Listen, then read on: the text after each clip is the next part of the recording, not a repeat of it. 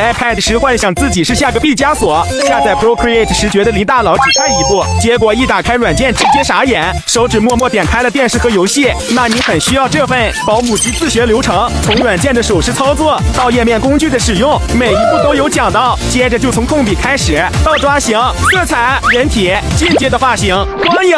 透视，一步步提升。整个版会的自学流程和每个阶段配套的练习素材，还有好用的笔刷都整理好了，需要的抱走吧。